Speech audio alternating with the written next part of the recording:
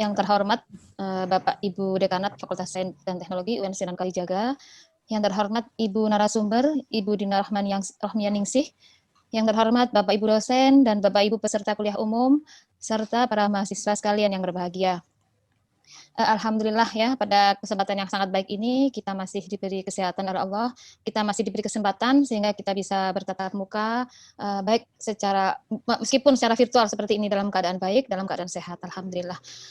Para peserta kuliah umum kimia yang ke-21, perlu diketahui bahwa kuliah umum merupakan agenda rutin yang diadakan oleh program studi kimia, di mana diselenggarakan setiap awal semester. Nah, untuk semester Gasal 2020 tahun akademik 2020-2021, program studi kimia mengambil tema tentang penulisan sains populer. Mahasiswa sekalian, para hadirin sekalian, bahwa kita tahu tema kali ini merupakan tema yang agak berbeda ya dari biasanya. Dalam kesempatan kuliah umum sebelumnya, biasanya tema yang diambil adalah mengenai kimia pangan gitu ya, atau mengenai kimia lingkungan atau tentang material. Nah, untuk kesempatan kali ini, Prodi menganggap atau beranggapan bahwa menulis sains populer itu merupakan sesuatu yang sangat penting. Jadi bagaimana kita sebagai saintis itu ketika menemukan fakta-fakta ilmiah, menemukan hasil-hasil penelitian kita, baik secara eksperimen di laboratorium ya tentunya, bagaimana itu bisa kita komunikasikan dengan baik kepada halayak luas ya. Biar bagaimanapun, sehebat apapun hasil penelitian kita, sehebat apapun hasil temuan kita, fakta ilmiah kita, jika tidak bisa disampaikan, jika tidak bisa dipublikasikan, dikomunikasikan kepada halayak luas, maka tentu tidak ada artinya, gitu ya. Hasil temuan kita menjadi kurang bermanfaat, atau bahkan mungkin tidak bermanfaat kalau tidak tersampaikan dengan baiknya, gitu ya. Nah, maka kita tahu yang namanya masyarakat luas tentu tidak semuanya bisa mengikuti publikasi secara akademik atau secara ilmiah yang biasanya kita sampaikan dalam penulisan jurnal. Nah, mungkin dalam kesempatan yang sangat baik ini telah hadir bersama kita narasumber yang luar biasa. Beliau Ibu Dina Rohmianingsih yang telah malang melintang begitu ya, yang sudah cukup sangat kompeten dalam penulisan publikasi sains. Tulisan beliau sudah banyak terpublikasikan di beberapa majalah sains populer, beberapa majalah sains baik nasional maupun internasional. Nanti mungkin Ibu moderator bisa menyampaikan CV-nya, nanti bisa lebih jelas gitu. Terima kasih Bu Dina atas kehadirannya, atas waktunya telah berkenan berbagi pengetahuan dan pengalamannya kepada kami di sini ini. Saya harapkan mahasiswa sekarang dan para Bapak Ibu hadirin yang hadir pada kesempatan kuliah umum ini bisa memanfaatkan dengan baik, bisa saling berdiskusi, bisa mengeksplor begitu ya, bisa banyak bertukar pikiran atau bertanya gitu kepada Ibu narasumber kali ini. Saya kira itu yang bisa saya sampaikan, baik untuk mengawali kegiatan kuliah umum ini. Mungkin bisa, tadi sudah dibuka oleh pembawa acara ya. Baik, kalau gitu bisa saya akhiri saja. Terima kasih atas perhatian semuanya. Silahkan mahasiswa sekalian bisa memanfaatkan kesempatan ini dengan baik. Terima kasih atas perhatiannya. Mohon maaf atas segala kekurangan. Wassalamualaikum warahmatullahi wabarakatuh. Waalaikumsalam warahmatullahi wabarakatuh. Terima kasih kepada Ibu Dr. Imelda Fajriyati MSI. Baiklah, kita memasuki acara inti, yaitu kuliah umum kimia dengan tema Science for Everyone and Introduction to Science Communication and Science Journalism yang akan menghadirkan Ibu Dina Rohmianingsih sebagai pemateri. Kuliah umum kimia kita kali ini akan dipandu oleh moderator Ibu Ika Quratul Afifah MSI, dosen kimia UIN Sunan Kalijaga Yogyakarta. Kepada Ibu Ika Quratul Afifah MSI, kami persilakan. Bismillahirrahmanirrahim. Pertama saya ucapkan terima kasih kepada MC yang telah memberikan kesempatan kepada saya untuk melanjutkan rangkaian acara pada pagi hari ini. Assalamualaikum warahmatullahi wabarakatuh. Waalaikumsalam warahmatullahi wabarakatuh. Waalaikumsalam warahmatullahi wabarakatuh. Pertama saya ingin menyapa para hadirin yang sudah hadir secara virtual di kuliah umum kimia yang ke-21 ya kalau tidak salah. Nah, yang terhormat Ibu Imelda Fajriyati dan Bapak Sudarlin selaku Ketua Program Studi dan Sekretaris Program Studi Kimia UIN Sunan Kalijaga. Yang terhormat Ibu Dina Rohmianingsih yang telah berkenan hadir untuk menyampaikan pengalaman-pengalamannya kepada kita di sini. Yang terhormat Bapak Ibu dosen Kimia Fakultas Sains dan Teknologi UIN Sunan Kalijaga, para peserta yang berasal dari luar institusi UIN, dan rekan-rekan mahasiswa yang berbahagia. Pertama saya ingin menyampaikan suatu quotes dari seorang psikolog dan juga peneliti klinis dari Amerika, Anero. Beliau mengatakan, nothing in science has any value to a society if it's not communicated. Nah, sains dipandang tidak memiliki nilai untuk masyarakat ketika tidak dikomunikasikan. Nah, seperti yang kita ketahui bersama, bahasa dalam sains, bahasa dalam komunitas ilmiah itu sangat berbeda dengan bahasa yang kita gunakan dalam kehidupan sehari-hari. Banyak sekali istilah, term, ataupun simbol yang tidak kita temui dalam kehidupan sehari-hari. Nah, sehingga untuk mengkomunikasikannya kepada masyarakat butuh teknik atau keterampilan khusus. Nah, saat ini banyak sekali media massa seperti kalau di dalam negeri ada Kompas, kalau di luar negeri ada Sains, ada BBC, yang telah bergerak untuk mengkomunikasikan sains kepada masyarakat umum. Nah, tulisan-tulisan yang dimuat di sana harus sesuai dengan kaidah-kaidah jurnalistik. Nah, kita semua bisa berperan untuk mengkomunikasikan sains. Nah, agar kita dapat mengkomunikasikan sains dengan baik, marilah kita dengarkan pemaparan dari Ibu Dina Rohmianingsih dengan tema yang sudah disebutkan oleh MC tadi. Nah, sebelumnya saya ingin memperkenalkan Ibu Dina Rohmianingsih terlebih dahulu agar kita semakin dekat ya. Jadi Ibu Dina Rohmianingsih ini lahir di Jakarta pada tanggal 8 Februari 1987. Saat ini beliau tinggal di Kompleks Balai Penelitian Sungai Galang, Deli Serdang, Sumatera Utara. Nah, Ibu Dina ini bisa dihubungi lewat beberapa media ya, ada email rohmia87@gmail.com, di akun Facebook Dina Rohmianingsih, akun Twitter @rohmianingsih, dan akun Instagram Rohmianingsih. Nah, beliau mengenyam pendidikan formal di SMA Negeri 2 Tangerang dan pendidikan strata 1 di Biologi Institut Pertanian Bogor. Untuk pendidikan non-formalnya, beliau pernah mengikuti Harvard Summer Course Biodiversity of Borneo pada tahun 2010, pernah mengikuti Science Journalism Cooperation Asia yang diselenggarakan oleh World Federation of Science Journalists pada tahun 2013 sampai 2014. Nah, beliau saat ini sedang menjabat sebagai Executive Director of the Society of Indonesian Science Journalists dari bulan April 2020 sampai saat ini masih menjabat sebagai founder dari SISJ 2014, pernah menjadi pengurus bidang pendidikan Periska Balit SP, dan pernah menjadi Ketua Departemen Sains BEM FMIPA IPB 2005. Nah, beliau pernah atau saat ini sedang bekerja sebagai freelance jurnalis untuk beberapa media, ada BBC Future, ada Science Magazine, ada Nature, ada Mongabai, ada Kompas.com, dan The Jakarta Post, dan seterusnya. Penghargaan yang pernah Ibu Dina raih yaitu sebagai First Winner Struggle with Politics World Conference of Science Journalists di Lausanne pada tahun 2019. Oke, itu tadi CV dari Ibu Dina Rohmianingsih. Nah, sebelum pemaparan materi dimulai, mohon izin terlebih dahulu Ibu Dina untuk mengingatkan kalau materi pada pagi hari ini akan disampaikan maksimal 1 jam, dilanjutkan dengan diskusi sekitar 30 menit. Nah, selanjutnya kita sambut Ibu Dina Rohmianingsih dengan applause secara virtual ya. Nah, waktu dan tempat kami persilahkan kepada Ibu Dina Rohmianingsih. Silakan Ibu. Ya, terima kasih banyak Mbak Ika atas kesempatannya. Bismillahirrahmanirrahim. Assalamualaikum warahmatullahi wabarakatuh. Waalaikumsalam. Waalaikumsalam Waalaikumsalam warahmatullahi wabarakatuh. Selamat pagi teman-teman semua, adik-adik mahasiswa. Selamat pagi juga kepada Bu Imelda Fajriati. Terima kasih banyak telah mengundang saya dalam kuliah umum ini. Juga selamat pagi pada ibu-ibu dan bapak-bapak sekalian yang mungkin berada di luar UIN Sunan Kalijaga namun tertarik untuk mengikuti kuliah Science Communication ini. Saya coba share screen ya. Oke. Bisa terlihat semua? Sudah Ibu Dina. Bagaimana Sudah teman-teman? Terlihat, Bu. terlihat. Sudah Oke. terlihat. Oke, baik. Terima kasih banyak. Nah, pada kesempatan kali ini saya akan berbagi sedikit pengetahuan dan juga pengalaman mengenai science communication. Saya buat di sini judulnya Science for Everyone, an Introduction to Science Communication and Science Journalism. Nah, sebelum saya memulai kuliah saya, izinkan saya flashback dulu. Sekitar 16 tahun yang lalu ketika saya pertama kali menginjakkan kaki di Kota Bogor, saya sama seperti adik-adik semua di sini yang masuk jurusan FMIPA ya. Saya juga masuk jurusan FMIPA waktu itu. Tepatnya jurusan biologi. Salah seorang teman saya bertanya, untuk apa sih masuk FMIPA? Nanti mau jadi apa gitu. Nah, itu pertanyaan yang disampaikan sama teman-teman saat itu, karena saya nggak tahu sekarang ya, kalau dulu itu FMIPA dilihatnya karena passing grade-nya rendah, dan kita nggak tahu tuh sebenarnya prospek ke depan tuh mau jadi apa. Jadi teman saya bilang, sayang banget masuk FMIPA, kenapa nggak masuk jurusan seperti hubungan internasional gitu kan. Waktu itu saya suka ikut English debate ya waktu itu.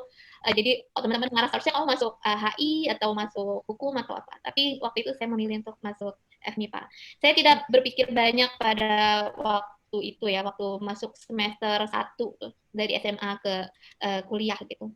Namun ketika masuk IPB tingkat 2, tingkat 3, tingkat 4, terus-menerus ada pertanyaan itu dari teman-teman yang berasal dari jurusan yang passing grade-nya lebih tinggi gitu, ya, mungkin lebih prestisius saat itu. Misalnya teman-teman dari teknologi pangan, dari teknik pertanian seperti itu. Mau ngapain sih? Nanti mau jadi apa gitu. Nah, palingan juga jadi guru. Padahal guru itu kan satu hal yang sangat penting ya, suatu profesi yang sangat penting. Ini kebanyakan dari kami dulunya perempuan di FMIPA, nggak tahu kenapa sedikit laki-laki di biologi terutama. Nah, banyak teman-teman saya menjadi guru di sini. Nah, kembali lagi kami ditanya, mau jadi apa kayak gitu.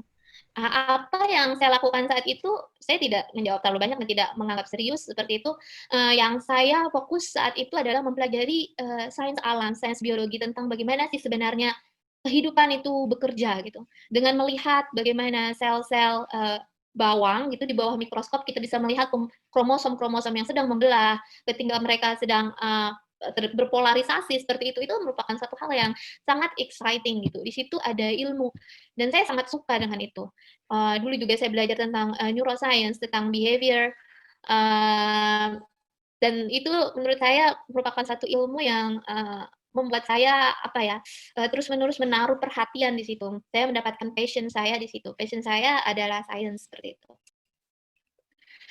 Nah, seiring berjalannya waktu saya juga tahu bahwa sains dasar itu terkait dengan segala lini kehidupan. Kalau saya di biologi itu mungkin saya melihat itu terkait dengan forensik DNA misalnya ya, itu terkait juga dengan kriminologi, terkait dengan kesehatan, terkait dengan pertanian. Jadi bagaimana sebenarnya ilmu-ilmu dasar mengenai genetic engineering itu berpengaruh terhadap perkembangan GMO seperti itu, tentang ekosistem dan masih banyak lagi gitu. It's all about life seperti itu. Nah, ternyata 16 tahun selanjutnya setelah saya ditanya mau jadi apa, nah sekarang saya punya page ini. Ini Makrek itu sebuah website untuk para jurnalis. Nah, di sini saya menjadi seorang freelance jurnalis gitu. Kalau mungkin bisa balik ke masa lalu, teman-teman itu tidak banyak ya yang tahu sebenarnya anak FMIPA itu, anak ilmu dasar itu memiliki banyak sekali spektrum kemungkinan profesi nanti yang akan teman-teman bisa raih gitu. Jadi buat teman-teman yang sekarang baru masuk S1 kimia itu percayalah, nikmatilah pembelajaran yang dikasih sama ibu-ibu dosen, sama ibu bapak dosen ya. Dinikmati, temukan passion kalian. Misalnya kalian kimia apa, sukanya apa, itu digeluti saja seperti itu. Insya Allah nanti akan terbuka jalan seperti itu. Nah, kalau saya di sini, saya tadi sudah disebutkan ya sama Mbak Ika, saya menulis untuk Science Magazine, Nature, BBC, dan beberapa kali terkadang tulisan saya juga di-republish, disindikasi gitu ya, diterbitkan kembali, misalnya di sini oleh British Journal of Cancer, oleh Elsevier, oleh Pulitzer Center, dan masih banyak lagi. Dan di situ saya melihat adanya impact ya, adanya impact dari pekerjaan kita sebagai science journalist atau science communicator kepada dunia yang lebih luas seperti itu. Nah, mengapa saya tadi mencoba untuk flashback dalam membuka kuliah Science Communication ini karena itu tadi saya menginginkan teman-teman semua di sini untuk mulai terpantik gitu dengan pengetahuan-pengetahuan yang diberi oleh dosen-dosen. Mungkin bukan cuma pengetahuan yang diberi dosen, tapi teman-teman sekarang harus resourceful. Sekarang kita sudah maju, era teknologi yang sangat maju, teman-teman bisa ke internet, bertemu dengan jurnal-jurnal ilmiah, baca-baca banyak informasi, dan insya Allah nanti akan ada terpantik suatu bidang yang teman-teman bisa geluti seperti itu. Nah, misalnya untuk kimia gitu ya, mungkin ibu bapak dosen tahu lebih banyak daripada saya, background saya biologi, tapi di sini kalau kita lihat kimia sama halnya dengan biologi. Kalau biologi berbicara mengenai apa saja yang hidup, tapi kimia itu bukan cuma yang hidup, yang benda mati pun dipelajari oleh kimia karena dia belajar materialnya kan, maksudnya atom-atom, senyawa-senyawa yang menyusun realitas gitu di sekitar kita itu sangat-sangat exciting, dan juga bagaimana senyawa-senyawa ini bereaksi gitu. Nah, di sini teman-teman bisa lihat, jadi kalau kimia itu terkait dengan industri makanan atau mungkin di dapur gitu ya. Di dapur gitu kita ngeliat itu reaksi-reaksi kimia itu sangat fascinating. Nah, juga di industri pakaian, buildings, medicines, agriculture dan juga transportasi. Nah, apa yang ingin saya sampaikan? What is the basic of this gitu? Maksudnya the basic of the statement in understanding the way science works gitu. Jadi ketika kita tahu bahwa oh ternyata ilmu-ilmu dasar ini terkait dengan segala lini kehidupan. Akibatnya adalah orang-orang yang mempelajari ilmu dasar itu melihat dunia dengan cara yang berbeda. They see the world differently. Nah, ini teman-teman mungkin ada yang tahu Richard Feynman, salah satu ahli fisika teori yang sangat terkenal. Itu menjelaskan tentang apa itu science. Dia bilang science itu it has to do with curiosity. It has to do with people wondering what makes something do something. Gitu. Jadi orang-orang yang mempelajari bagaimana sesuatu melakukan sesuatu, dan juga orang-orang yang mempelajari bahwa ada universal ada suatu keteraturan yang sepertinya universal gitu yang sepertinya universal yang berlaku di banyak entitas atau kesatuan di alam ini. Misalnya motion of water, pergerakan air, seperti motion of sand juga, pergerakan air sama seperti pergerakan pasir segala macam, karena dia orang fisika ya, dan dia melihat bahwa benda-benda ini memiliki universal features, dan saintis ini adalah mereka yang ingin mencari tahu bagaimana segala sesuatu ini bekerja gitu. What we are looking for is how everything works, what makes everything works. Nah, ilmuwan yang telah mempelajari bagaimana alam semesta ini bekerja ternyata memiliki dampak yang sangat positif, dan juga ada negatifnya ya, tapi kita bicarakan di sini positifnya dulu, yang sangat positif bagi kemajuan peradaban manusia. Kita melihat bagaimana sepanjang sejarah manusia, teknologi kita berjalan, bahkan dari abad 20 itu berjalan secara eksponensial, seperti itu. Nah, karena saintis ini tahu bagaimana caranya alam semesta bekerja, dan kita bisa mengambil manfaat dari pengetahuan itu. Oleh karenanya, saintis itu harus mengkomunikasikan sains mereka, gitu. Harus mengkomunikasikan pengetahuan mereka. Itu disebut science communication. Ada banyak definisi science communication, kalau teman-teman lihat di Google misalnya cari aja itu ada banyak, dan bahkan ada jurnal spesifiknya juga untuk science communication. Tapi di sini saya mengambil pengertian dari Wikipedia yang merangkum semuanya. Jadi science communications is the practice of informing, educating, sharing wonderment, and raising awareness of many science-related topics. Jadi komunikasi sains itu adalah kita menginformasikan, kita memberitahu, mendidik, dan sharing wonderment. Nah ini dia. Kalau saya nggak tahu teman-teman semua di sini, apakah pernah merasa, kok seperti ini ya, oh ternyata seperti ini. Itu tuh ada rasa kagum, ada rasa senang akan memahami sesuatu gitu. Dulu saya pernah belajar dulu tentang fotosintesis, tentang bagaimana itu dalam tingkat sel itu bukan cuma tingkat sel ya, tingkat molekuler bahkan, bagaimana sinar matahari itu membuat elektron di klorofil tereksitasi gitu kan. It's such a wonderful mechanism. Jadi gimana saya bisa berbagi excitement itu gitu. Dalam memahami mekanisme fotosintesis itu. Nah itu, dan bahkan bukan cuma sharing wonderment, tapi juga raising awareness, meningkatkan kesadaran masyarakat sekitar kita tentang topik-topik yang terkait dengan sains. Yang terkadang mereka itu tidak paham, mereka tuh sama sekali tidak paham gitu, apa sih yang terjadi di sekitar kita, padahal itu terkait dengan sains. Nah itu juga peran dari science communicator untuk membuat mereka tahu.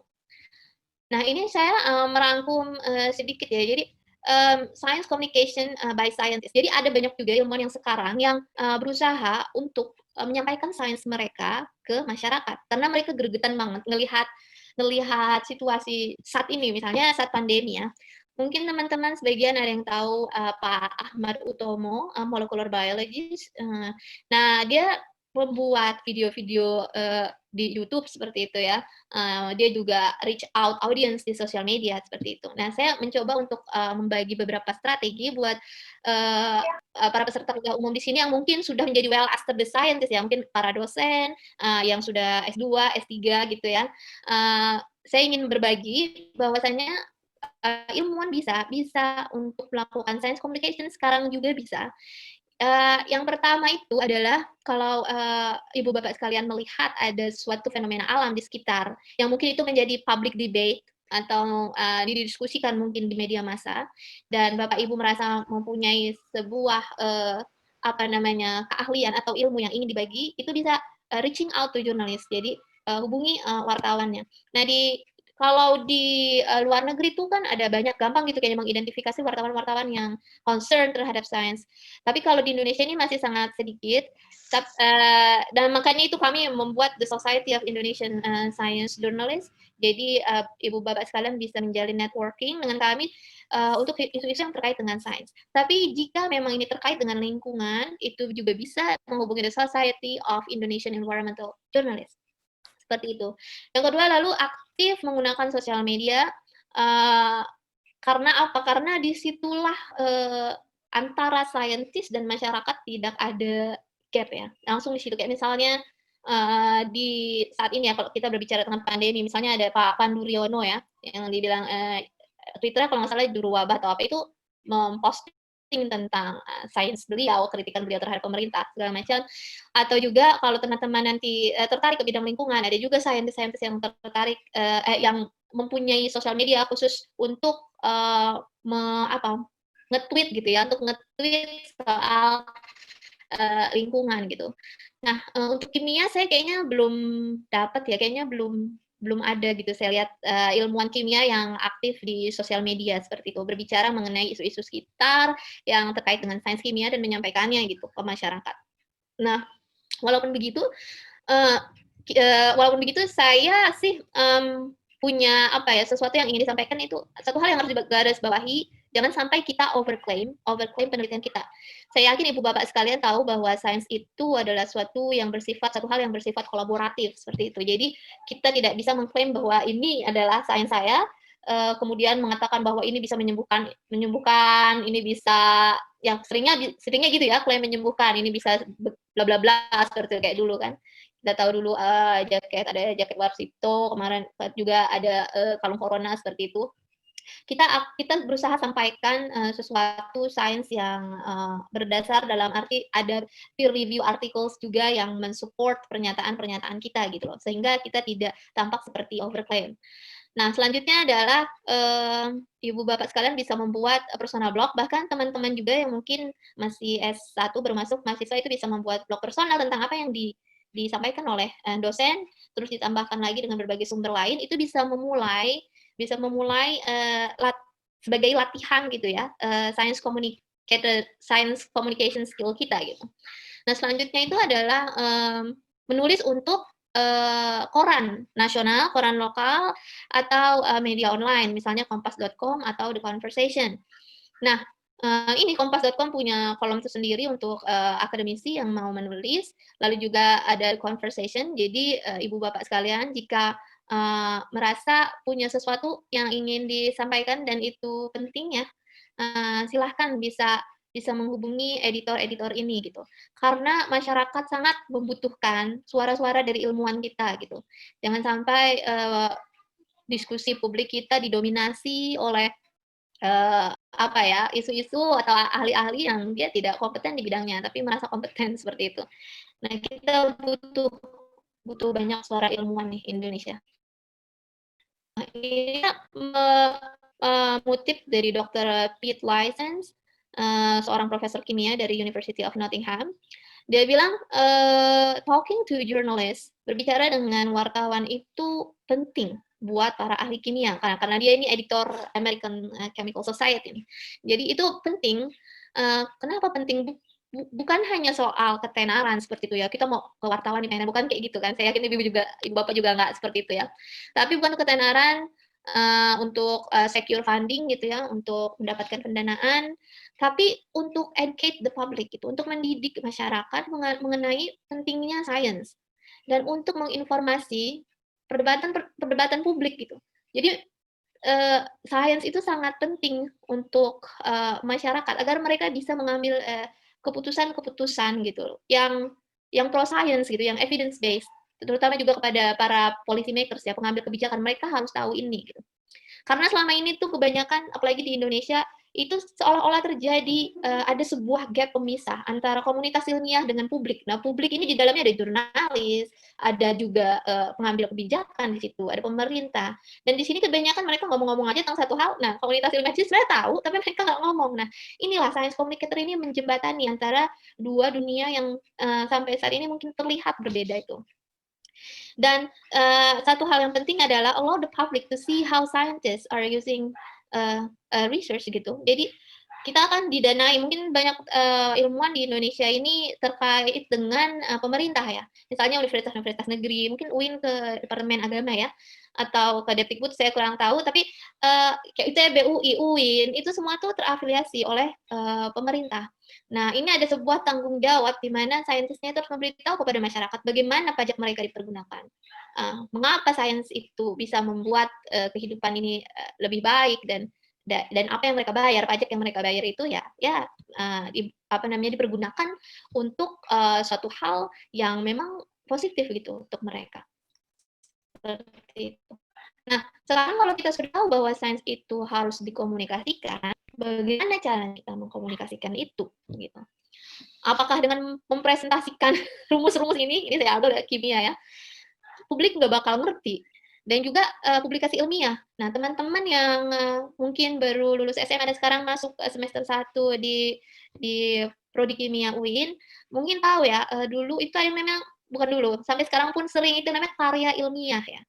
Teman-teman tahu karya ilmiah itu, oh ini harus ada abstrak, habis itu ada introduction, habis introduction ada data dan analisis, metode dulu, terus habis itu analisis data, habis analisis data discussion seperti itu. Nah, itu adalah yang disebut dengan scientific publication, jadi publikasi ilmiah. Jadi di dalam komunitas ilmiah itu sendiri, ilmuwan saling berkomunikasi. Apa sih yang ditemukan? Oh, saya menemukan ini, saya menemukan ini. Karena mereka mempunyai expertise yang sama, maka bahasa mereka, ya mereka ngerti. Tapi bagi publik, itu alien gitu. Ini apa? Banyak sekali istilah-istilah yang tidak diketahui. Jangankan oleh sesama ilmuwan gitu ya. Ketika saya menulis untuk Nature misalnya, saya menulis tentang biologi. Nah, ada beberapa jargon. Saya pikir karena Nature pembacanya adalah ilmuwan juga, jadi udahlah pasti mereka tahu. Ternyata enggak. Ilmuwan astronomi nggak ngerti istilah-istilah ilmuwan biologi. Oleh karenanya, kita harus menjelaskan apa sih arti istilah-istilah ilmiah itu gitu. Oke.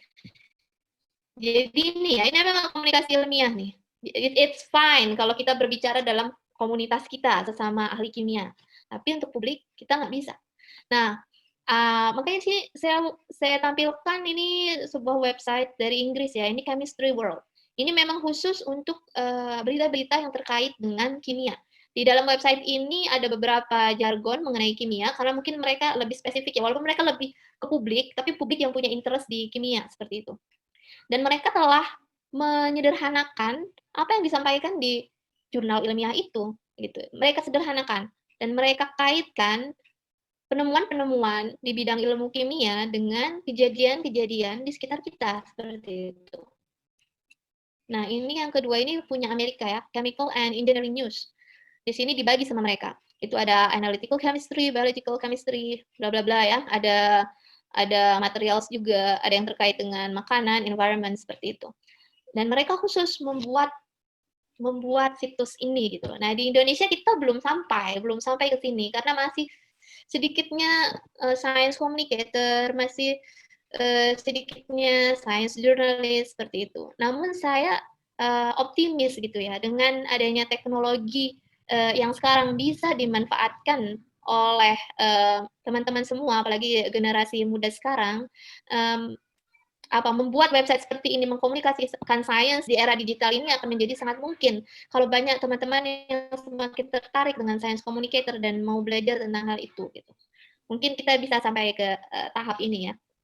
Nah, sekarang bagaimana caranya ya untuk mengkomunikasikan sains kita? Nah, yang pertama itu adalah kita harus tahu apa arti penelitian kita bagi masyarakat. Mungkin bagi kita ini penting banget, tapi penting bangetnya itu kita masih berpikir dalam komunitas kita gitu. Misalnya, ini penting banget karena penemuan ini membuktikan pertanyaan penemuan yang sebelumnya. Nah, jadi kita mikirnya sains dalam komunitas ilmiah. Tapi gimana penemuan kita, penelitian kita itu punya arti untuk masyarakat seperti itu. Nah, itu yang seharusnya disampaikan, yang seharusnya pertama kali kita identifikasi seperti itu.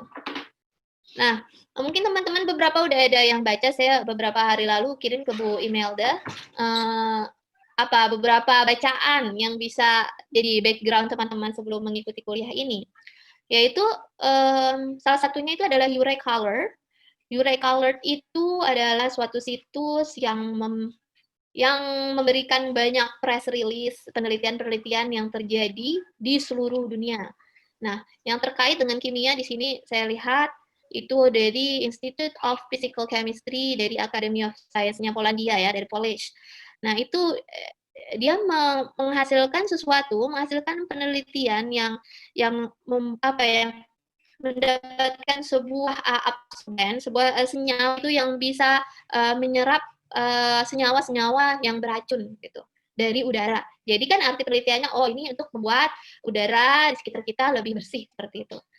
Nah, lalu yang kedua ini ada ilmuwan yang menemukan senyawa organik baru yang mungkin berpengaruh terhadap pembentukan asal-muasal kehidupan di bumi. Nah, ini kan asal-muasal kehidupan di bumi itu human interest ya. Publik tuh pengen tahu gitu. Ya, siapapun di dunia ini pasti secara filosofis pengen tahu di mana sih kehidupan tiba-tiba kok ada gitu. Nah, ini sang scientist melakukan penelitian ini dan dibuat oleh UREColor press release-nya. Jadi mereka bilang biasanya itu kita fokus ahli kimia tuh fokus ke biopolimer seperti peptida dan asam nukleat seperti itu ya. Kalau saya udah lupa ini strukturnya ya, peptida dan asam nukleat. Tapi di sini sebagai orang non kimia saya bisa tahu nih, oh itu kalau fokus di dua senyawa ini, sekarang ini ada a possible solution. Jadi ada alternatif nih tentang apa. Nah, itu kan suatu logical flow yang bisa dipahami dengan baik gitu ya, walaupun walaupun pembaca bukan dari bidang ilmu kimia seperti itu. Nah, teman-teman bisa baca lebih lanjut.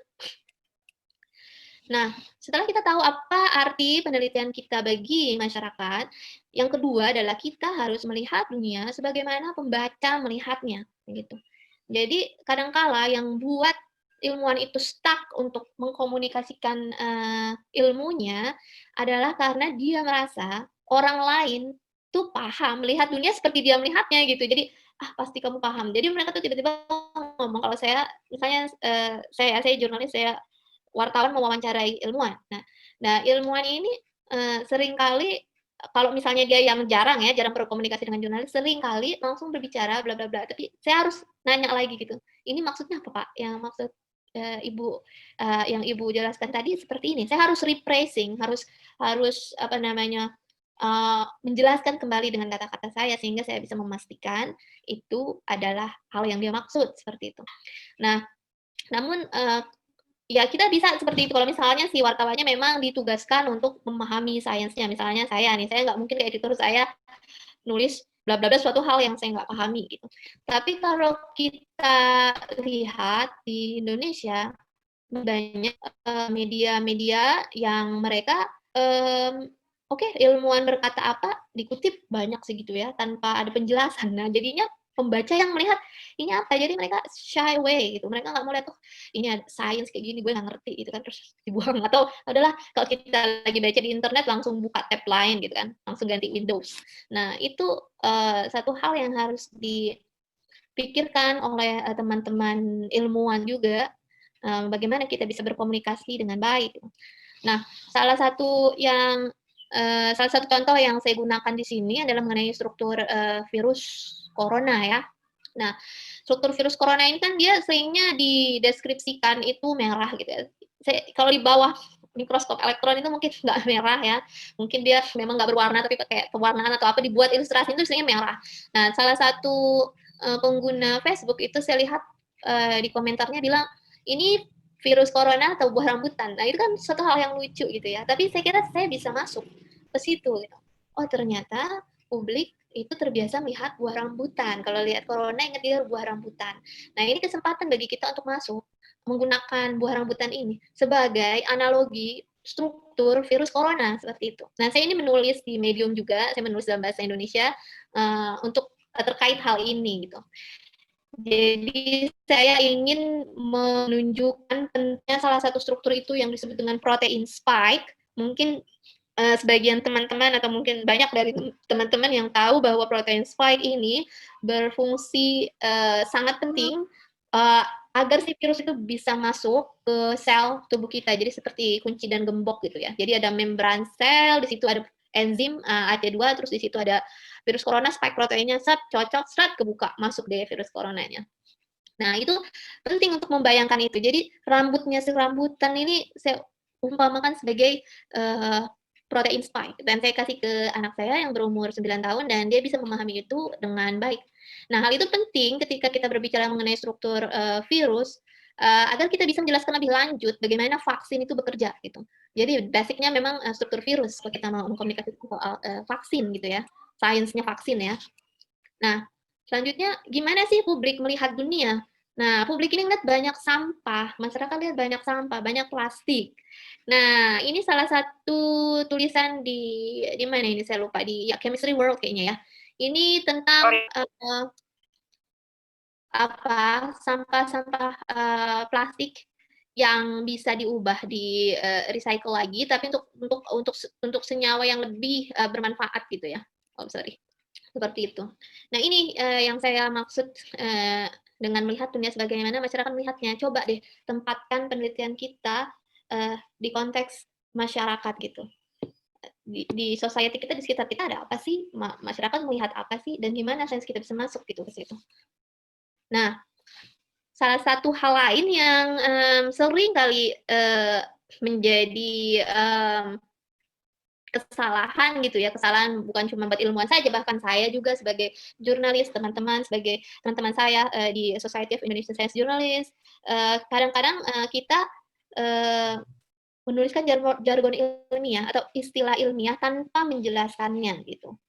Nah, itu kadang pun saya suka lupa gitu ya, oh ya ini kan belum dijelasin tapi udah ditulis gitu. Jadi kita harus hati-hati di situ.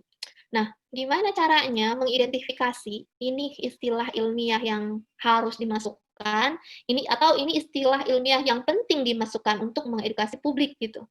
Nah, di sini saya kasih 3 contoh ya. Ini sebenarnya tentang konsepnya ini genetika populasi ya, tentang genetika populasi. Nah, genetika populasi di sini kita ada yang namanya, saya menemukan jargon archaic haplotype. Nah, di sini adalah jargon yang dia itu advance. Advance dalam arti ini tuh hanya diketahui oleh sesama komunitas ilmiah. Jadi kayak misalnya teman-teman atau ibu bapak sekalian ini di komunitas ilmiah kimia gitu. Tahu beberapa istilah yang hanya ahli kimia aja yang tahu gitu. Nah, itu bagi kita science communicator itu nggak usah. Biasanya ya, jargon-jargon ini terkait dengan metode penelitian, tentang metode penelitian.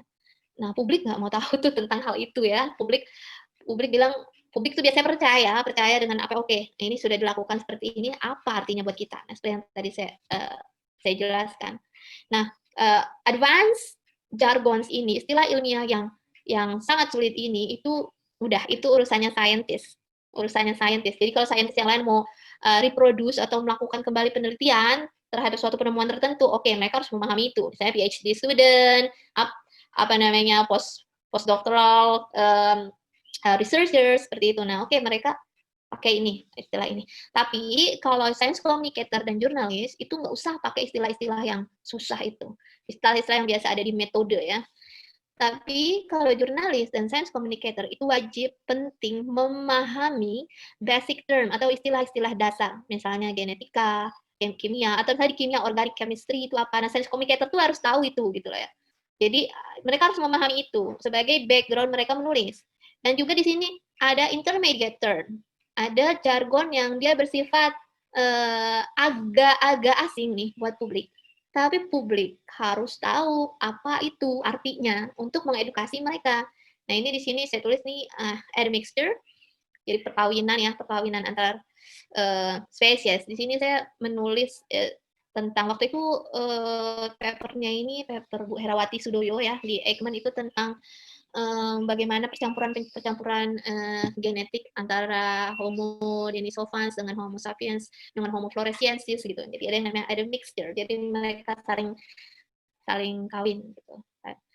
Nah, ini dia. Jadi teman-teman harus tahu nih. Nah, di bidang kimia teman-teman harus tahu apa itu yang basic term-nya.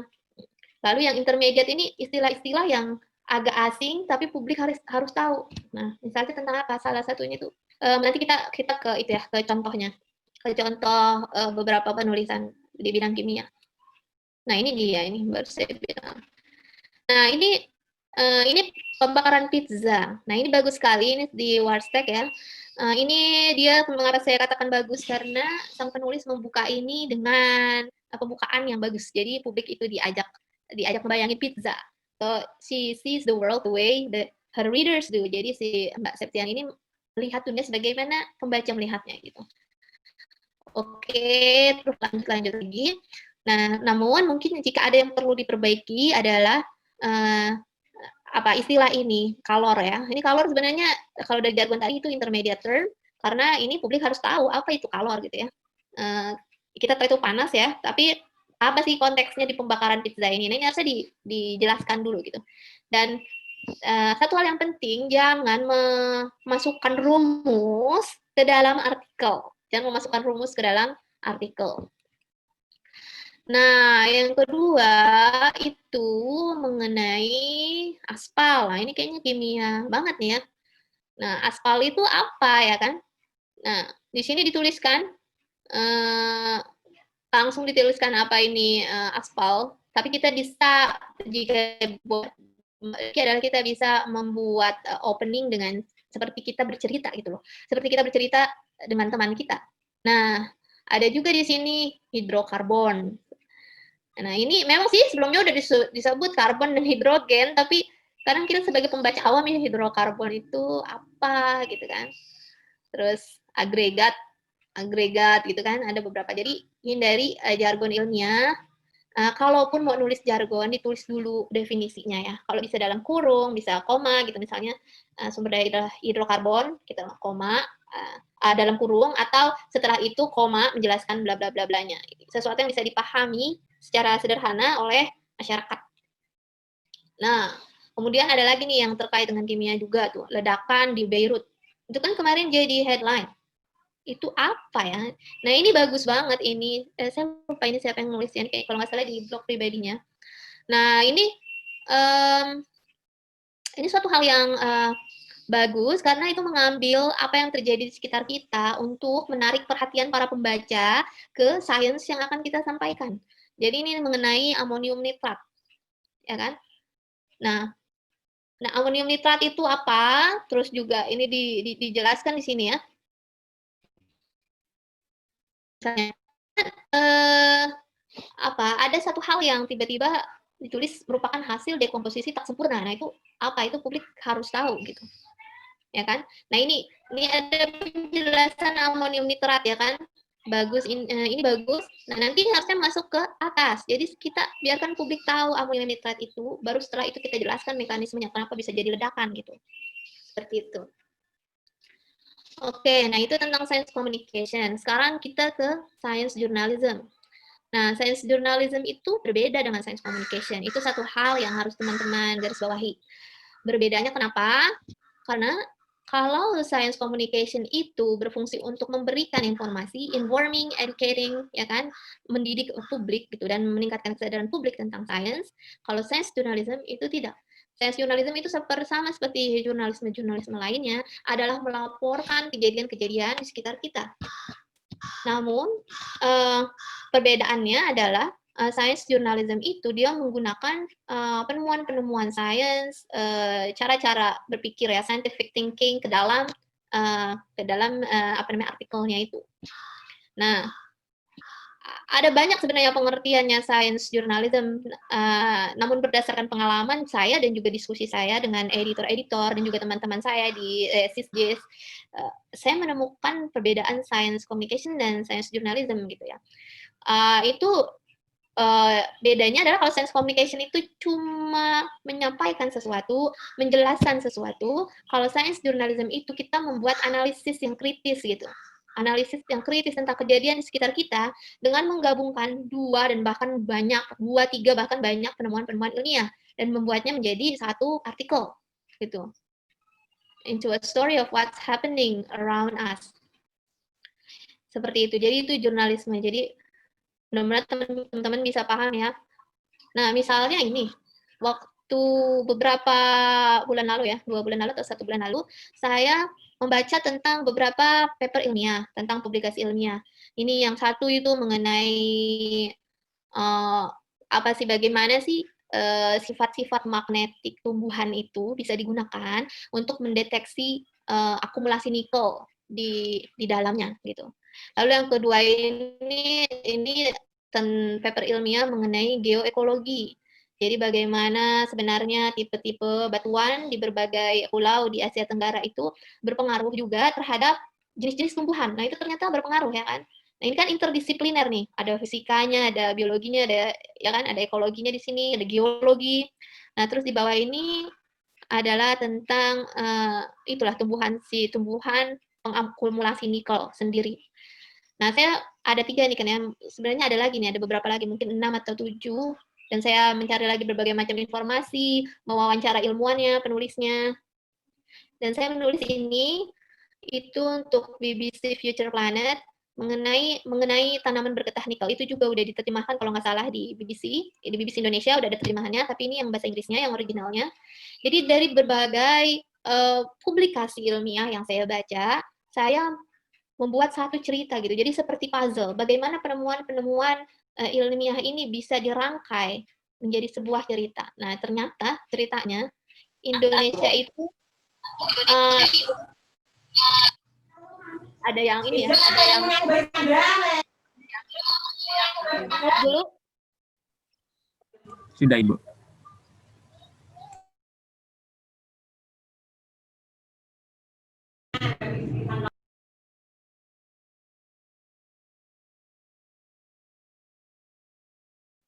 Suara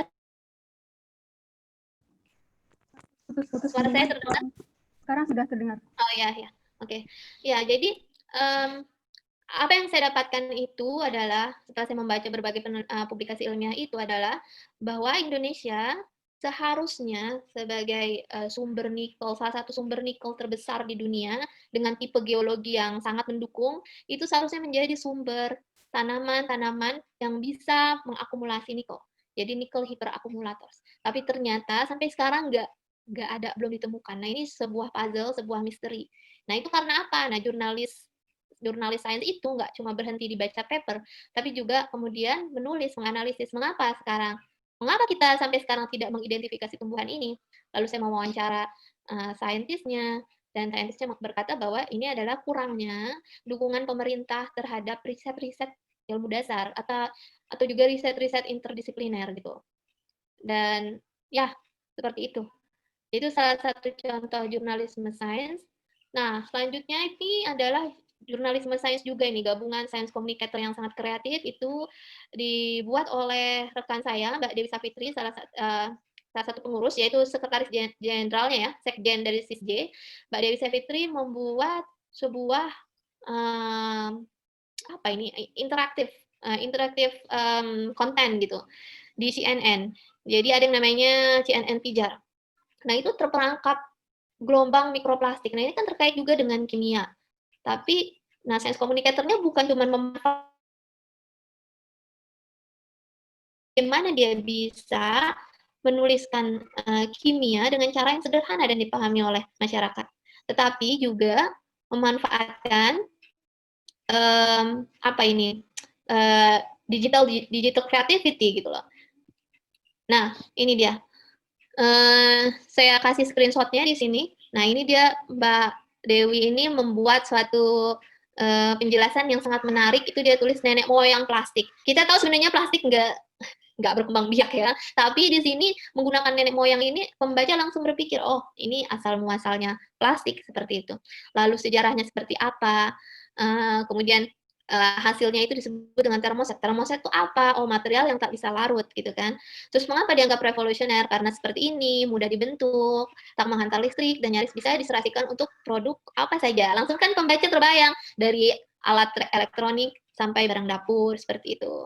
Dan ini kalau teman-teman baca ya, itu ada sudah saya kasih ke Bu Imelda linknya, atau teman-teman bisa langsung Google nanti setelah kuliah ini, bisa dinikmati dan bisa dipelajari nih bagaimana caranya sih komunikasi sains yang baik. Nah ini yang terakhir dari saya, yaitu mengenai interaksi antara science journalist di dalam sebuah lingkar masyarakat. Kita juga bagian dari masyarakat ya. We are part of the society. Di sini bisa kita lihat, nah, saintis ini bisa berkomunikasi dengan science journalist. Nanti science journalist kemudian akan mempublikasikannya. Kemudian ada PR atau press officers. Nah, science communicator itu biasanya bekerja di PR nih, di public relation ya, press officers. Kalau di luar negeri sih banyak tuh, setiap universitas ada press office-nya, ada kalau lembaga riset ada press office-nya. Nah, di negara-negara berkembang belum banyak muncul seperti itu. Jadi yang kita dapat science communicator biasanya science communicator yang independen ya. Kalau untuk di astronomi kita punya Mbak Afifah Yamani, salah satu anggota ICSJ juga. Itu blognya itu Langit Selatan ya, kalau teman-teman mau cek. Terus kita punya science communicator yang juga saintis juga, ada Pak Ahmad Utomo seperti itu. Dan juga mungkin kalau teman-teman bisa dive in ke Twitter, ke Facebook, akan bertemu juga saintis-saintis yang aktif sebagai science communicator, seperti itu. Nah, begini juga hubungannya. Press officers biasanya itu ngasih ke science journalist, tapi tidak semua press release yang dibuat oleh press officers itu dipakai sama science journalist. Karena science journalist itu di sini melihat ada berbagai kriteria untuk menulis story. Apakah ini penting? Apakah ini punya news value? Nah, itu ada lagi tuh ilmunya ya di dalam jurnalisme. Namun sebagai gambaran, saya kira cukup ya untuk perkenalan kita ke science communication dan science journalism seperti itu. Oke, saya kembalikan ke Mbak Ika. Terima kasih sekali atas pemaparan dari Bu Dinar Rohmianingsih yang untuk saya pribadi sangat menggugah, dan saya yakin sangat menggugah juga untuk para peserta yang hadir pada kuliah umum pagi hari ini. Nah, saya pribadi dulu waktu kuliah sempat membaca seperti Kompas atau Dan Science, dan sempat bertanya-tanya gimana sih caranya biar bisa menulis di sana, dan ternyata sudah dijawab oleh pemaparan dari Bu Dinar Rohmianingsih tadi. Nah, selanjutnya sudah ada beberapa pertanyaan yang masuk di kolom chat, dan tadi juga ada yang sudah mengacungkan tangan. Nah, yang pertama saya berikan kesempatan, tadi yang sudah mengacungkan tangan ada siapa? Anissa ya? Halo Anissa, bisa dengar suara saya? Mungkin bisa langsung menyampaikan pertanyaannya kepada narasumber kita. Maaf Bu, tadi kepencet. Oke, ya udah. Saya bacakan yang sudah ada di chat ya. Yang pertama ada dari Pak Endar Rujis Jadi, beliau adalah dosen di Prodi Kimia. Pertanyaannya, salah satu kekhawatiran saintis untuk menulis di media publikasi umum adalah khawatir pernyataannya dipelintir.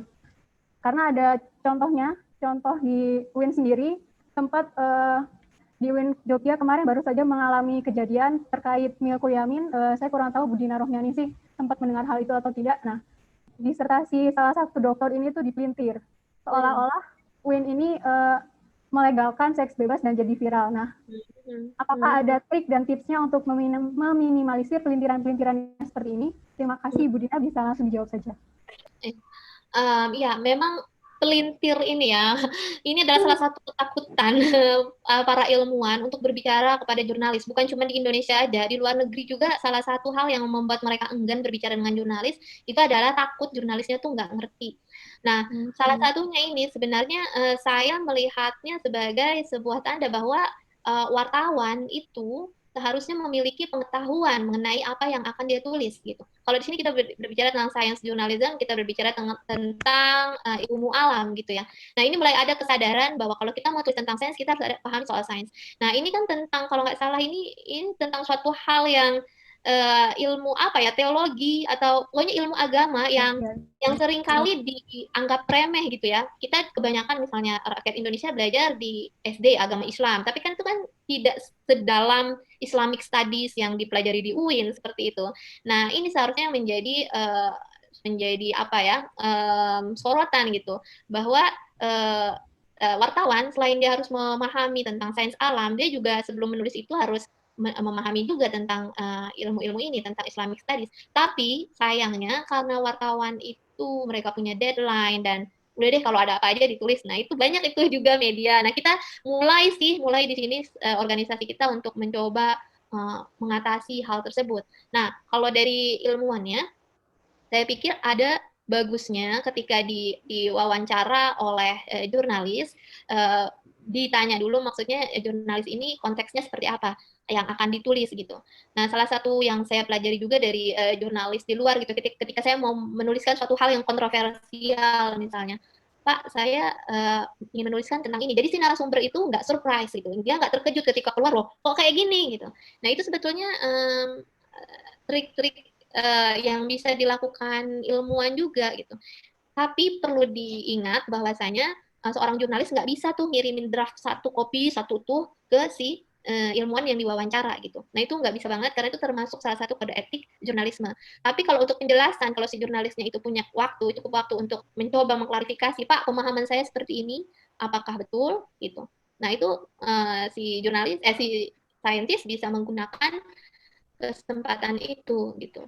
Jadi ya setidaknya mungkin kalau dari ilmuwan seperti itu ya, kita berusaha mengkomunikasikan baik-baik kepada si wartawan, bertanya konteks penulisan saya ini nanti akan menjadi apa, akan ditempatkan dalam konteks apa. Tapi jangan galak-galak juga mintanya. Jadi biasanya nanti wartawannya males kayak gitu kan, malah nggak balik lagi gitu. Jadi biasa aja gitu, seolah-olah berbicara kepada teman kayak gitu. Ya. Berarti harus diselesaikan dulu ya Bu ya, komunikasi antara saintis Iya. sendiri dan Iya. jurnalis sendiri. Oke, lanjut ke pertanyaan selanjutnya dari Darmawan Ali Saputra. Izin bertanya, apakah ada kiat-kiat khusus untuk menulis jurnalis sains bagi pemula khususnya mahasiswa? Apakah ada susunan pakem dalam struktur penulisan jurnal sains? Apakah sama dengan artikel ilmiah atau bagaimana, Bu? Oke. Ya. Nah, kalau mau belajar mengenai sains journalism buat teman-teman mahasiswa aspiring science journalist, bisa baca-baca, ini ada yang namanya di Open Notebook. Tunggu sebentar.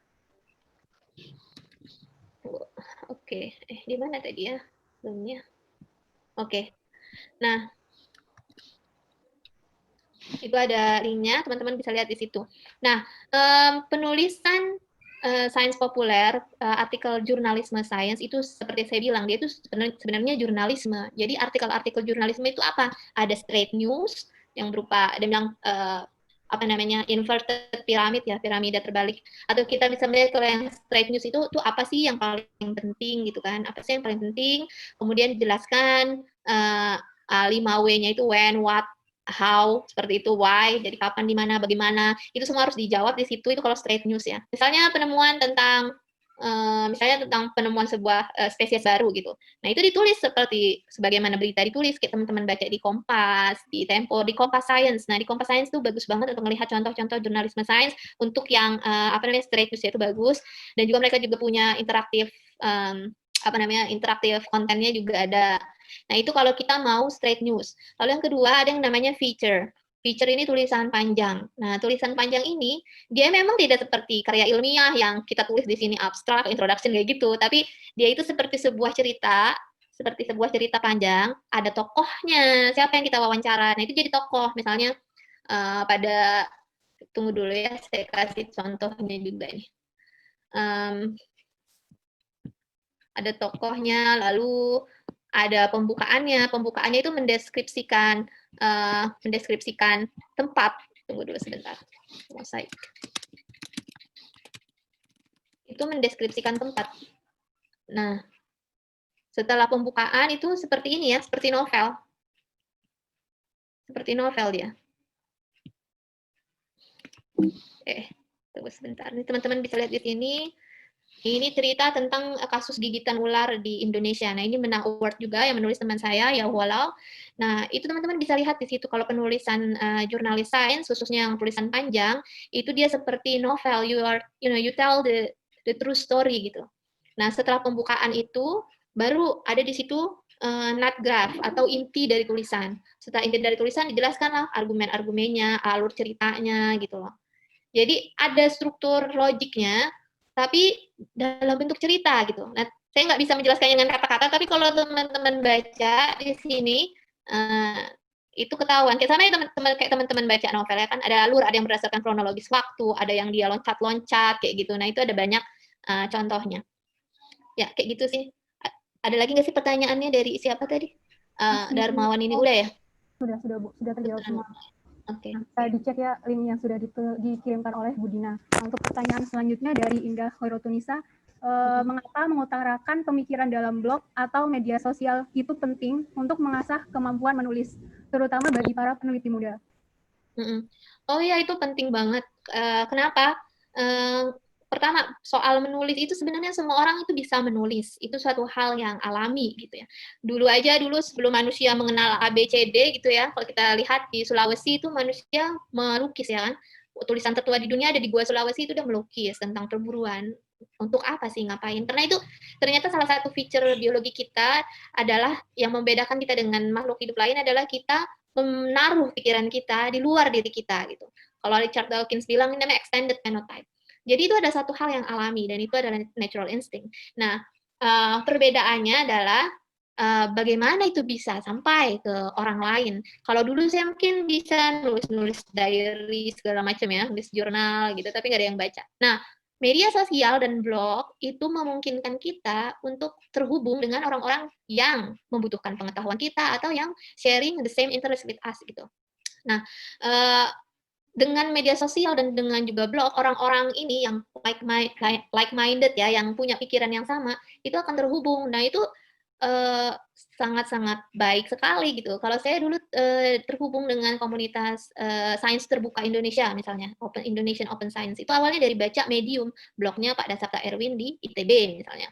Lalu ketemu juga di Twitter, bertemu dengan, misalnya saya lihat nih, saya baca tulisan The Conversation, oh ini bagus banget tulisannya, lalu saya ketemu, oh ini Mbak Rizky Amelia Zain dari Unair, saya lihat Twitter, terhubung di Facebook, akan ada interaksi gitu. Dan ketika kita menulis, peneliti muda menulis, dan misalnya ada jurnalis yang lihat, oh ini kayaknya menarik nih, bisa saya interview, akhirnya ilmu kita tersampaikan gitu loh. Dan mudah-mudahan menjadi sebuah manfaat gitu ya bagi orang lain seperti itu.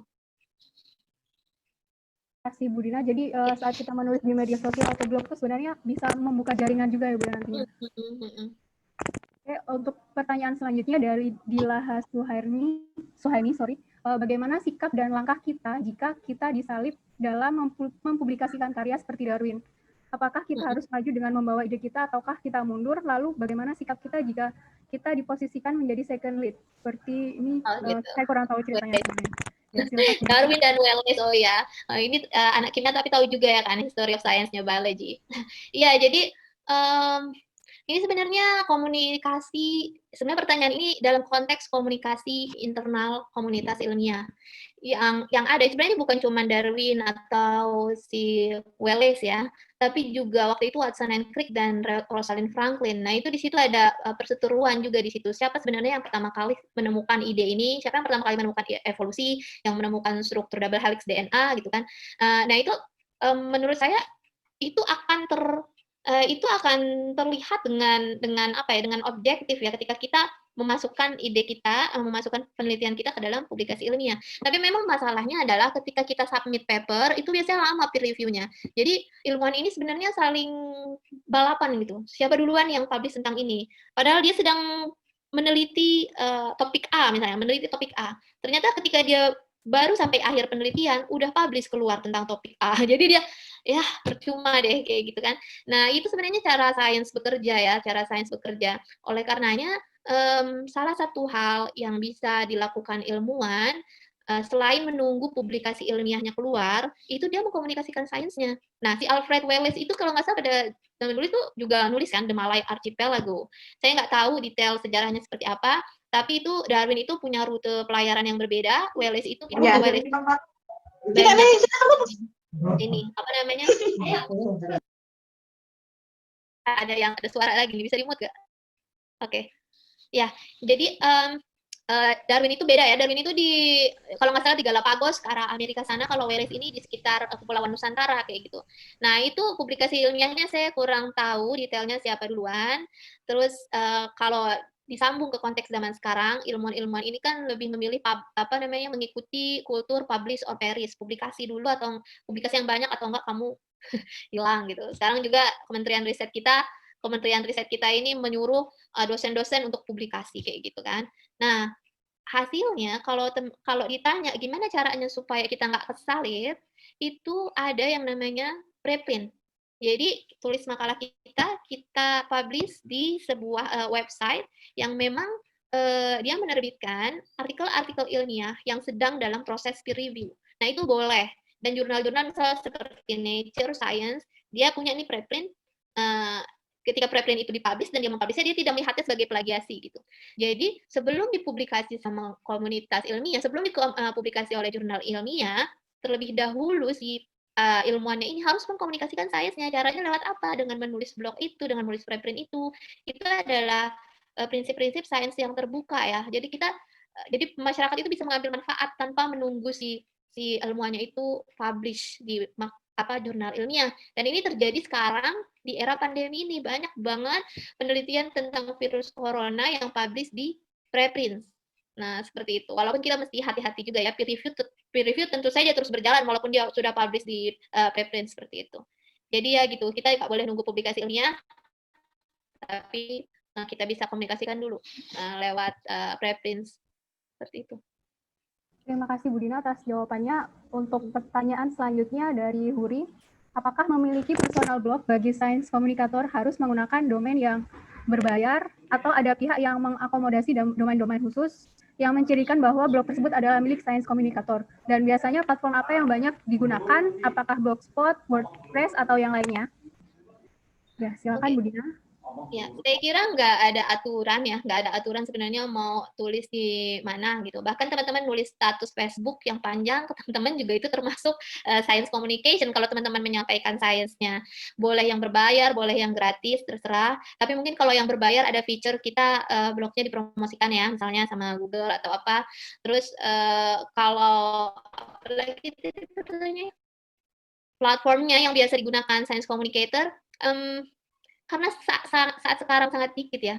Kecuali mungkin Mbak Afifah Yamani itu dia punya website berbayar, teman-teman bisa lihat itu ada yang namanya Langit Selatan. Tunggu sebentar.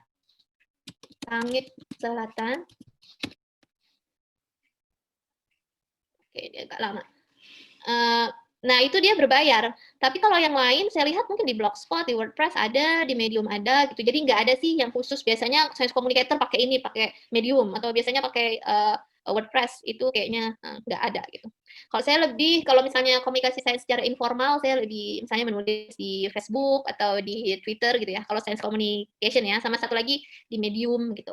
Tapi kalau untuk journalistic piece, artikel-artikel jurnalistik, saya memilih untuk menulis untuk media, yang terutama media besar, karena pembacanya udah banyak. Nah, bagi teman-teman yang masih pemula, bisa mulai di blog personal pribadi dulu. Nanti kalau misalnya udah lulus nih, kayaknya aku pengen jadi science communicator atau apa, itu bisa coba-coba, misalnya ke SciDevNet, seperti itu. Atau bisa coba melamar sebagai wartawan di kompas.com. Kompas.com punya desk science yang cukup dedicated ya.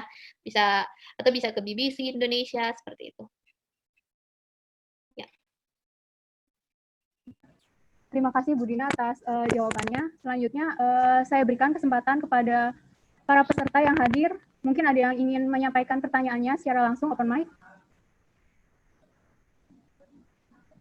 Itu saya baru kasih link Langit Selatan ya, Mbak Ika. Oh ya, nah silakan dibuka, ini contoh website yang berbayar ya Bu ya tadi ya, Langit Selatan. Iya, maksudnya kita untuk melihat ini nggak bayar, tapi mungkin dia dengan fitur yang seperti ini, mungkin Mbak Afifah Yamani punya domain sendiri yang bayar gitu ya, developing her own web dengan profesional gitu. Ya. Tadi kan di CV Bu Dina menuliskan profesinya itu sebagai freelance jurnalis ya Bu ya. Nah, kalau sebagai freelance itu sebenarnya mahasiswa yang masih mahasiswa atau dosen tuh bisa nggak sih Bu jadi seperti Bu Dina begitu? Oh gitu, bisa aja, bisa. Tapi ini mungkin akan mengambil waktu gitu ya. Bisa aja sebenarnya. Cuman nanti kayak misalnya kita harus wawancara, harus menulis, harus melakukan riset, itu bisa juga sih juga freelance, tergantung kontrak. Misalnya Mbak Ika nih, kira-kira kontraknya dengan UIN itu seperti apa, atau teman-teman boleh nggak sih ke yang lain. Tapi kalau freelance saya rasa sih bebas-bebas aja ya, boleh aja. Selama ini kan Bu Dina sudah melalang buana ya, baik berkarir di jurnalisme di Indonesia dan juga di luar negeri. Kira-kira ada nggak sih Bu perbedaannya? Mungkin etos kerjanya atau hal-hal yang lain mungkin bisa diceritakan oleh Bu Dina? Oh gitu. Oh iya. Perbedaannya salah satunya itu mungkin jadi pada awalnya saya menulis tentang sains ini karena saya suka di situ, bidang saya sains, dan saya basically ibu rumah tangga ya, maksudnya saya tinggal di rumah seperti itu. Jadi pas awal-awal dulu mungkin sekitar sebulan sekali mungkin satu artikel, terus 2 bulan satu artikel gitu kan.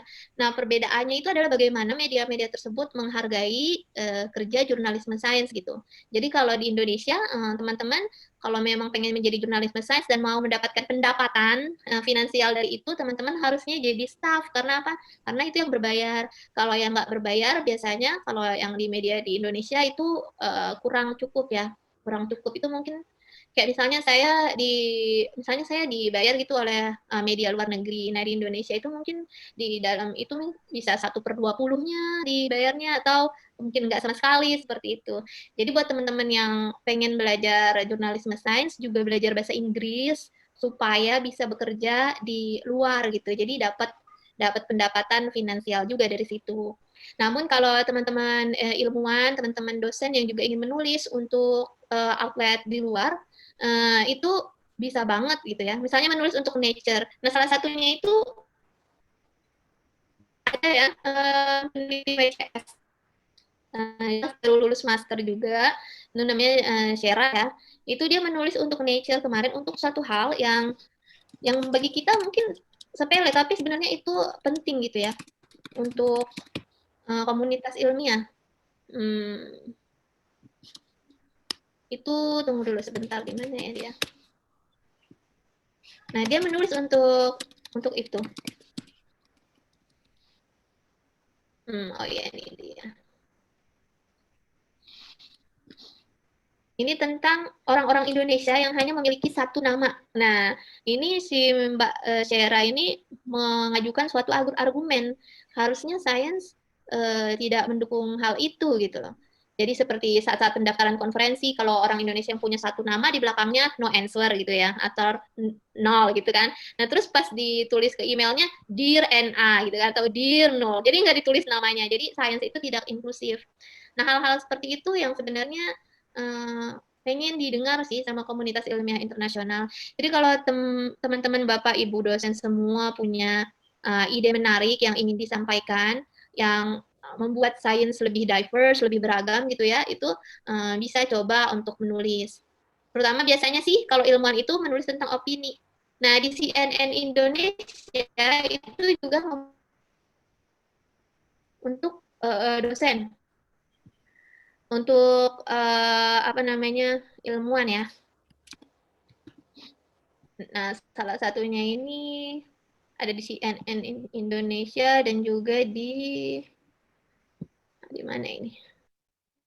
Oh, sejarah anti sains. Dan saya kira setiap ilmuwan itu tidak harus menulis tentang ilmu yang dimilikinya aja ya, tetapi juga interest mereka gitu. Kayak misalnya ke sejarah sains. Nah, ini Pak Arli Aditya Parikesit itu menulis tentang sejarah anti sains dan manifesto taklid buta pada ideologi represif. Nah, ini beliau sebenarnya ahli bioinformatika loh. Keahlian beliau itu ya kan biologi sebenarnya dan informatik, tapi menulis tentang ini. Nah, itu juga sangat penting untuk didengar masyarakat sebagai pengingat pemerintah juga gitu loh, bahwasanya banyak Indonesia memiliki banyak cendekiawan yang mereka tuh diabaikan kayak gitu, dan suara-suara ini harus terdengar.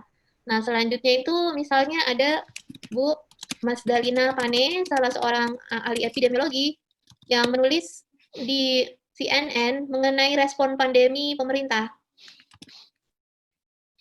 Nah, ini contohnya lagi. Labirin merah, kuning, hijau, Jokowi seperti itu. Nah, kritisi ini ya, kritik dari ilmuwan ini yang juga penting gitu loh. Jadi selain menjelaskan sains yang bersifat explanatory, oh ini tuh seperti ini loh, organic chemistry itu begini, ini digunakan untuk gini. Selain itu ya, sebagai sains komunikator, ilmuwan itu memiliki tanggung jawab, wajib juga memberikan kritik yang konstruktif gitu ya terhadap masyarakat kita, terhadap pemerintah kita gitu. Ya. Terima kasih Bu Dina atas jawabannya yang sangat-sangat lengkap. Selanjutnya ada pertanyaan dari Darmawan Alisa Putra. Izin bertanya kembali, dalam pengambilan referensi ataupun sumber ide di penulisan jurnal sains, apakah ada ketentuan khusus atau sama dengan referensi jurnal, Bu? Oh, maksudnya daftar pustaka gitu ya, referensi? Ya. Ya. Kalau di karya ilmiah itu kan, kalau di penulisan jurnal itu kan di bawahnya ada, kalau di jurnalisme sains mah nggak ada reference gitu. Tapi kalau di Nature sebenarnya ada sih. Kalau di Nature, news articles itu dia di bawahnya ada referensi-referensi ilmiah. Nah, penentuannya itu tergantung analisis kita terhadap topik yang kita kerjakan gitu. Kayak misalnya kita menulis mengenai pencemaran lingkungan atau pencemaran laut akibat tumpahan minyak. Nah, itu kira-kira mau merujuk penelitian yang mana saja, siapakah yang relevan gitu. Nah, itu tergantung pengetahuannya si jurnalis gitu. Kalau misalnya memang dia ahli kimia, ahli biologi, dia belajar kimia, bukan ahli kimia, sorry. Nah, dia ingin belajar kimia, belajar biologi, dia lihat, oh ini minyak dan air suatu senyawa yang berbeda gitu kan. Ini minyaknya ini senyawanya seperti apa, bagaimana interaksinya kalau masuk ke dalam sel tubuh manusia. Nah, si jurnalis harus mencari jurnal-jurnal yang terkait dengan itu gitu. Dan tidak ada maksudnya ketentuannya kamu harus merujuk ini enggak, itu kebebasan sang jurnalis tergantung analisis dia gitu. Dan juga editor ya, nanti kerja dengan editor apa saja yang sebenarnya relevan. Nanti kalau misalnya dia bilang nih, oh itu mungkin kita belajar interview ahli kimia aja nih, struktur minyaknya ini seperti apa, berinteraksi dengan air seperti apa, terus terumbu karang sudah apa, tapi dia setelah itu wawancara nelayan misalnya, ada nelayan atau warga sekitar yang bilang, oh ikan-ikannya sekarang udah nggak apa lagi, yang udah mati, gini-gini. Ada ikan jenis-jenis tertentu nggak gitu? Kalau ternyata ikan yang ini tahan, ikan yang ini enggak, misalnya. Nah di situ, oh berarti aku interview ahli perikanan juga, atau di situ ada terumbu karang, segala macam deh, tergantung fakta yang ditemukan di lapangan gitu. Oke, terima kasih Bu Dina atas jawabannya. Ini ada pertanyaan lagi Bu yang masuk. Ini sepertinya terkait dengan hak cipta penulisan, terkait penulisan di blog pribadi. Ketika kita sebagai mahasiswa menulis suatu tulisan, bisa saja tulisan kita diambil oleh orang yang tak bertanggung jawab. Nah, kira-kira bagaimana sih cara untuk mengatasi hal tersebut? Silakan, Bu Dina. Ini mengenai hak kekayaan intelektual. Nah, itu dia. Saya tidak tahu banyak ya tentang hal ini, namun pada dasarnya kalau kita mau menulis sesuatu di blog pribadi, yang jelas di situ kan tertera tanggal, kapan, ya kan? Dan ketika tulisan kita diambil dan kita mau klaim, kita bisa memakai itu sebagai bukti seperti itu.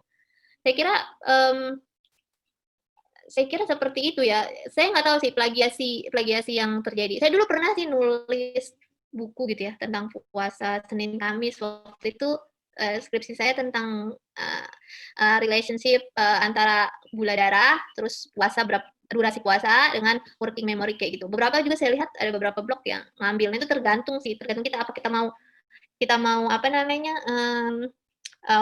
menuntut atau menuntut hal itu gitu ya, terus kita bilang ke orang itu ini dari saya seperti ini. Tapi kalau saya sih sepanjang itu tidak terlalu disalahgunakan dan dia merujuk pada blog kita, itu sih nggak apa-apa. Tapi kalau misalnya dia nggak merujuk ke blog kita, terus dia pasang gitu ya, kita bisa taruh lagi di media sosial, mengkonfirmasi bahwa kita duluan yang nulis itu. Dan itu digital trace kan nggak bisa dibohongin. Maksudnya kita tahu tanggal-tanggal berapa seperti itu. Jadi ada cara ya untuk mengkonfirmasi karya yang sudah kita tulis. Ya. Nah, ini ada pertanyaan yang selanjutnya Bu dari Astri Arnamalia.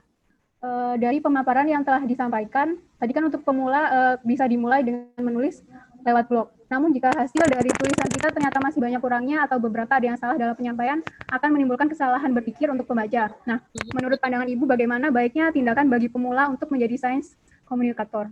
Nah, silakan Bu Gina. Oke, kalau menurut saya inilah pentingnya sebenarnya kita memang nggak bisa kerja sendiri gitu ya. Pasti misalnya kalau misalnya ada kesalahan atau apa, kita harus perbaiki. Makanya sangatlah baik jika kita punya mentor. Nah, saya dan teman saya ya walau ya di Malaysia sebenarnya kita concern terhadap hal ini. Buat teman-teman yang pengen menjadi science communicator, itu kita mau sih mengomentarinya apa yang kurang, apa yang bisa diperbaiki, kita mau membantu teman-teman gitu. Tapi dengan berbagai macam masukan yang kita buat, mungkin banyak kritikan itu teman-teman jangan kecil hati gitu, jangan kecil hati. Kalau itu tuh berarti aku nggak bisa nulis, itu jangan kecil hati. Karena sampai sekarang pun saya sebagai jurnalis sains, ini tadi pagi saya baru menerima editan dari editor saya, dan itu komentarnya luar biasa banyak. Nah, ternyata ada yang bilang juga, saya kadang-kadang juga kecil hati gitu ya, ternyata saya salah banyak, atau seharusnya saya begini. Tapi ternyata ada suatu quote atau kutipan yang bilang sebenarnya penulis yang baik pun kalau disubmit ke editor yang udah terkenal pun itu masih banyak salahnya atau ada sesuatu yang diperbaiki. Jadi penulis yang baik itu adalah mereka yang mau terus-menerus belajar seperti itu. Jadi itu sih yang membuat kita semua para penulis bertahan gitu ya. Jadi kita temukan mentor, dan kalau mentor itu ngasih berbagai macam kritikan, itu jangan kecil hati seperti itu. Oke, terima kasih Bu Dina atas jawaban dari pertanyaan-pertanyaan yang dilayangkan oleh para peserta di kuliah umum ini. Untuk pertanyaan tadi adalah pertanyaan yang terakhir pada sesi diskusi kita kali ini ya. Terakhir saya tidak akan menyimpulkan pemaparan dari Bu Dina karena rasanya tidak cukup hanya dengan satu atau dua kalimat.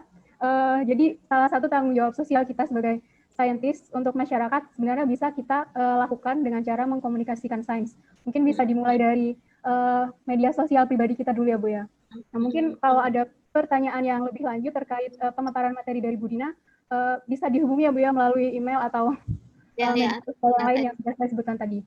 Nah, terima kasih Bu Dina atas pemaparannya yang sangat luar biasa pada pagi hari ini. Selanjutnya akan saya kembalikan ke MC. Wassalamualaikum warahmatullahi wabarakatuh. Waalaikumsalam warahmatullahi wabarakatuh. Terima kasih kepada Ibu Ika Quratul Afifah dan Ibu Dina Rohmianingsih. Memasuki acara yang selanjutnya, yaitu penyerahan sertifikat kepada moderator dan pemateri oleh Ketua Program Studi Kimia, Ibu Dr. Imelda Fajriati MSI. Kepada Ibu Dr. Imelda Fajriati MSI, kami persilakan. Terima kasih. Pada sesi terakhir ini, dengan tanpa mengurangi rasa hormat, saya secara mewakili program studi kimia mengaturkan terima kasih banyak jazakallah kepada Ibu Dina Rohmianingsih dan Ibu Ika yang telah memandu jalannya kuliah umum pada pagi hari ini. Secara simbolis gitu ya, walaupun secara virtual kami serahkan sertifikat sebagai tanda mengenang gitu ya, bahwa Bapak Ibu pernah berbagi pengalaman, berbagi pengetahuan kepada kami di program studi kimia UIN Sunan Kalijaga. Terima kasih Bu Dina. Terima kasih sama-sama Bu Imelda. Terima kasih. Ya. Cukup, saya kembalikan juga kepada Bu Ika ya. Saya kira kepada Bu Ika, terima kasih atas supportnya pada kegiatan pagi ini. Terima kasih Bu Ika. Saya serahkan kembali kepada MC. Terima kasih. Terima kasih kepada Ibu Dr. Imelda Fajriati MSI. Selanjutnya acara terakhir yaitu sesi foto bersama. Dimohon kepada seluruh peserta untuk dapat menyalakan webcam-nya.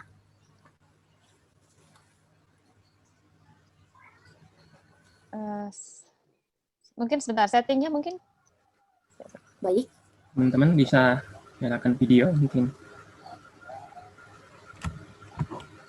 Sudah? Saya hitung ya.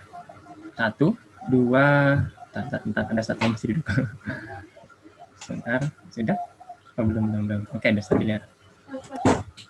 Oke, sebentar. Oke, saya hitung ya. 1, 2, 3. Oke, satu kali lagi saya ambil ya. Oke, satu kali lagi saya pindah ke. Oke, di sini banyak. Ada masker semua juga. Oke, 1, 2, 3. Oke. Ya, cukup. Terima kasih. Terima kasih kepada Pak Sudarlin yang sudah membantu. Baiklah, tak terasa kita sudah berada di penghujung acara. Saya sebagai pembawa acara mohon maaf jika terdapat kesalahan kata, dan terima kasih sebesar-besarnya kepada seluruh peserta yang telah berkenan hadir dalam kuliah umum kimia pada pagi hari ini. Mari kita tutup acara pada siang hari ini dengan membaca hamdalah bersama-sama. Alhamdulillahirabbil Alhamdulillahirrahmanirrahim. Akhir kata, wassalamualaikum warahmatullahi wabarakatuh. Waalaikumsalam warahmatullahi Warahmatullahi wabarakatuh. Terima kasih Bu Dina Terima atas kasih Bu waktunya. Dina. Mbak Ika, Ya, terima kasih Mbak. sama-sama Bu Imelda. Ya, Dan sama. Oke, Juga sama. kepada mahasiswa sekalian yang telah berpartisipasi. Terima kasih. Sekarang boleh kita sama-sama meninggalkan room ini. Terima kasih. Terima kasih, Mari, Bu. Bu. Ya. Terima kasih, Bu. Terima kasih, Bu.